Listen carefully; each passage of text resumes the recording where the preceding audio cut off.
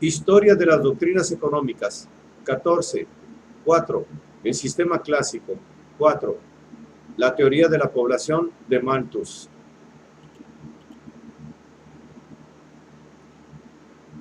Ya nos hemos referido en diversas ocasiones a la obra de un pensador que suele considerarse como miembro del sistema clásico, pero Tomás Roberto Malthus solo se apoyó en parte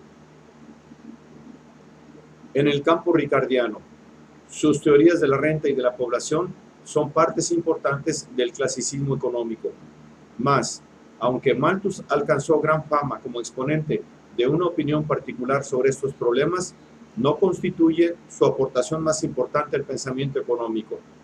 Su tratado sistemático se distingue principalmente por su ataque a las doctrinas ricardianas de la acumulación de capital y en menor grado por su exposición de una teoría del valor que disiente de la de Ricardo. En esto es Malthus menos original de lo que creen sus admiradores contemporáneos, pero no cabe duda que, vista retrospectivamente, su crítica del clasicismo es más importante que sus puntos de contacto con él. No obstante, en este capítulo nos ocuparemos de él como miembro de la escuela clásica. Veremos que gran parte de su oposición a la teoría ricardiana de la acumulación tiene ciertas raíces sociales y políticas. Sus opiniones sobre la población y la renta fueron el resultado de una reacción contra su medio familiar. Su padre, Daniel Malthus, era un hidalgo rural, culto, con aficiones intelectuales y de opiniones liberales. Era amigo de Hume. Por él conoció a J.J. Rousseau, admirador de A. Condorcet y discípulo de W. Godwin, intérprete inglés de este último. Participaba del optimismo de Godwin respecto al futuro y creía, como él, en la perfectibilidad de la especie humana y en la posibilidad de alcanzar una era en que reinara la razón y todos fueran felices e iguales. Robert Malthus reaccionó contra esas creencias.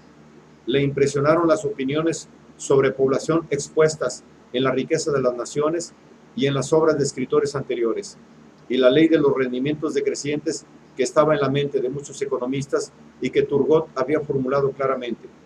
Combinó esos fragmentos con una teoría de la población, cuyas conclusiones contradecían el optimismo dominante. En 1768 publicó anónimamente el ensayo sobre el principio de población y su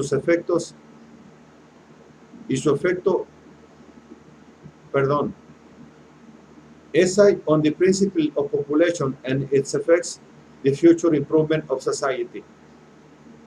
Lo que oponía al optimismo de Condorcet y Godwin era el miedo a que la población creciese más deprisa que los medios de subsistencia. Dados la pasión entre los sexos, la necesidad de alimentos, el hecho observado de que la población aumenta cuando aumentan los medios de subsistencia y el rendimiento decreciente del suelo, habría de llegar un momento en que el aumento de la población superase el de la existencia de alimentos. Malthus expuso esto con la fórmula de que la población tendía a aumentar en progresión geométrica 1, 2, 4, 8, 12, 32, mientras que la subsistencia aumenta solo en progresión aritmética 1, 2, 3, 4, 5, 6. Muy bien puede ser que considerase esta fórmula simplemente como un ejemplo, pero el exponerla en esta forma contribuyó a hacer llamativa su teoría y a ganarle enseguida muchos partidarios y detractores. Malthus pensaba que el único medio de mantener a la población dentro de los límites de las subsistencias eran el vicio y la miseria, y así descartó las opiniones optimistas sobre el futuro de la sociedad. Después de publicar la primera edición de su folleto, Malthus viajó mucho y procuró recoger pruebas inductivas para apoyar su teoría. En la segunda edición de 1803 del ensayo y en las subsiguientes, este se convirtió en un tratado minucioso. Ya no insistía en las progresiones, se añadieron datos históricos para reforzar la tesis. La ley fue cuidadosamente resumida en 3 proposiciones y se introdujo un medio nuevo para impedir el crecimiento excesivo de la población. Las 3 proposiciones son: A. Los medios de subsistencia limitan necesariamente a la población. B. La población crece cuando aumentan los medios de subsistencia, a menos que se lo impidan algunos obstáculos poderosos y evidentes. C.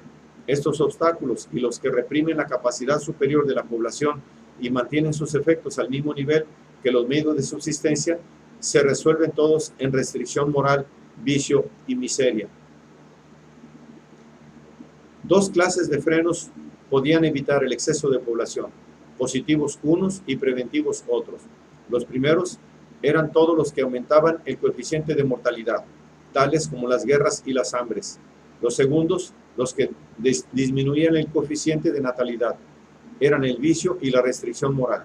Como política práctica, Malthus proponía que se desalentara a la gente a contribuir al aumento de la población, apremiándola a practicar la abstinencia, la cual entendía Malthus como la privación del matrimonio no seguida por satisfacciones irregulares. Y los pobres, sobre todo, debían ser amonestados para que procediesen con gran prudencia y no se lanzaran al matrimonio y procreación de una familia sin tener en cuenta el futuro. En consecuencia, Malthus fue un adversario decidido de la beneficencia pública. Sostenía que el Estado no debía reconocer a los pobres el derecho a recibir ayuda y que debía abolir la ley de pobres. La caridad, privada o pública, no era un remedio a la falta de previsión causante de la miseria de los pobres.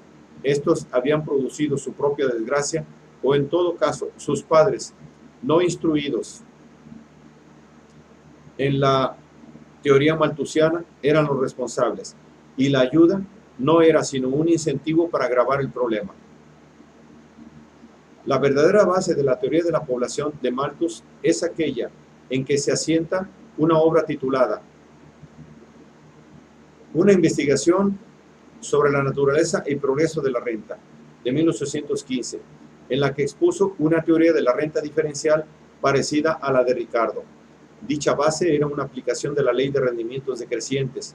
Al principio se entendió de una manera natural que la afirmación de Turgot de que al duplicar el capital invertido en la agricultura no duplicaría el rendimiento era una ley privada de la producción agrícola.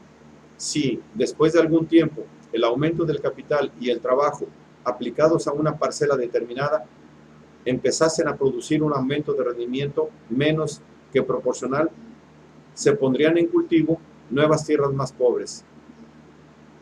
De aquí el aumento de la renta diferencial que postularon Ricardo y Malthus. De aquí también la dificultad creciente de proporcionar subsistencias a una población en aumento. La dinámica de Malthus y de Ricardo requieren como base esta ley. La realidad de la evolución económica después de Malthus contradijo manifiestamente su pronóstico. Un economista contemporáneo que investigue los cambios de población encontrará que el uso creciente de anticonceptivos ha introducido un nuevo elemento importante para las expectativas de Malthus. Pero más importante aún que los cambios de la población son los que han afectado el abastecimiento de alimentos. El cultivo de algunas regiones nuevas del mundo y la aplicación de métodos científicos a la agricultura han aumentado los medios de subsistencia y hecho posible un aumento aún mayor de los mismos, de suerte que puede subsistir una población mayor y a un nivel de vida más alto. La ley de los rendimientos decrecientes quedó claramente refutada en cuanto a un principio dinámico. Su lugar en la economía contemporánea es el de una ley que solo puede tener vigencia en la situación ideal de equilibrio estacionario. Al desaparecer este soporte analítico, la teoría de la población de Malthus y las consecuencias dinámicas de la teoría de la renta diferencial de Ricardo cayeron también por tierra. Con él desapareció asimismo parte de la estructura teórica relativa a salarios, capital y utilidades que Ricardo había construido sobre su teoría de valor-trabajo. Hemos llegado al fin del sistema clásico. En los 3 capítulos siguientes veremos la reacción y la crítica que suscitó y su transformación gradual en un nuevo cuerpo de doctrina económica generalmente aceptada.